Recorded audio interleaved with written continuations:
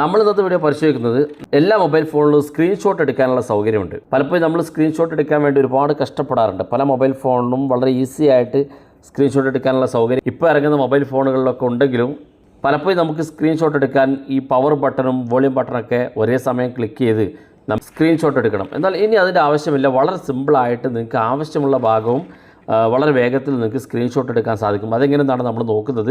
Video അവസാനം വരെ കണ്ടു നോക്കുക. നിങ്ങളുടെ സുഹൃത്തുക്കൾ കൂടി വീഡിയോ ഷെയർ ചെയ്ത് കൊടുക്കുക.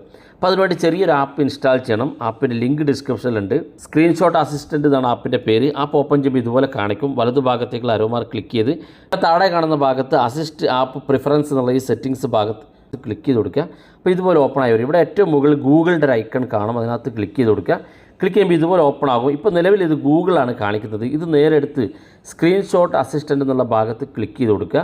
തുടർന്ന് ഓക്കെ ബട്ടൺ ക്ലിക്ക് ചെയ്ത് കൊടുക്കുക. അതിനുശേഷം നിങ്ങൾ ബാക്ക് ബട്ടൺ ക്ലിക്ക് ചെയ്ത് ആപ്പിലേക്ക് തിരിച്ചെത്തുമ്പോൾ ഇതുപോലെ കാണിക്കും. ഇവിടെ താഴെ കാണുന്ന ഭാഗത്ത് ഡൺ എന്ന ബട്ടൺ ക്ലിക്ക് ചെയ്ത് കൊടുക്കുക. ഇനി പ്രത്യേകിച്ച് ഒന്നും ചെയ്യേണ്ട ആവശ്യമില്ല. ഇത് നിങ്ങൾക്ക് സ്ക്രീൻഷോട്ട് എടുക്കേണ്ട ഏത് സ്ഥലത്താണോ വേണ്ടതെങ്കിൽ അവിടെ താഴെ കാണുന്ന ഭാഗത്ത് നമ്മുടെ ഹോം ബട്ടണിൽ കാണുന്ന ഈ ബട്ടൺ ഒന്ന് ലോങ് പ്രസ് ചെയ്ത് പിടിച്ചു കൊടുക്കുക. അപ്പോൾ ഇതുപോലെ സ്ക്രീൻഷോട്ട് ആകും.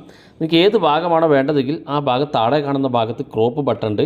അത് ക്ലിക്ക് ചെയ്ത് നിങ്ങൾക്ക് ഇത് ക്രോപ്പ് ചെയ്യാൻ സാധിക്കും. നിങ്ങൾക്ക് ആവശ്യമുള്ള ഭാഗം ഇതുപോലെ ക്രോപ്പ് ചെയ്ത് ഉപയോഗിക്കാൻ സാധിക്കും. അതുപോലെ തന്നെ ഇവിടെ ഒരു പെൻ ഐക്കൺ ഉണ്ട്. അത് ക്ലിക്ക് ചെയ്ത് നിങ്ങൾക്ക് ഏതെങ്കിലും മാർക്ക് ചെയ്യാനുണ്ടെങ്കിൽ ഇതുപോലെ മാർക്ക് ചെയ്ത് കൊടുക്കാൻ സാധിക്കും. എല്ലാം കഴിഞ്ഞതിന് ശേഷം നിങ്ങൾക്ക് ഇവിടെ താഴെ കാണുന്ന ഭാഗത്ത് ഡൗൺലോഡ് ബട്ടൺ ഉണ്ട്. ജസ്റ്റ് ക്ലിക്ക് ചെയ്ത് കൊടുത്താൽ മതി. ഇത് നമ്മുടെ ഗാലറിയിൽ സേവ് ആകുകയും ചെയ്യും. വളരെ യൂസ്ഫുള്ളാണ്. നിങ്ങൾക്ക് താഴെ കാണുന്ന ഈ ഹോം ബട്ടൺ ഒന്ന് ലോങ് പ്രസ് ചെയ്ത് കൊടുത്താൽ മതി.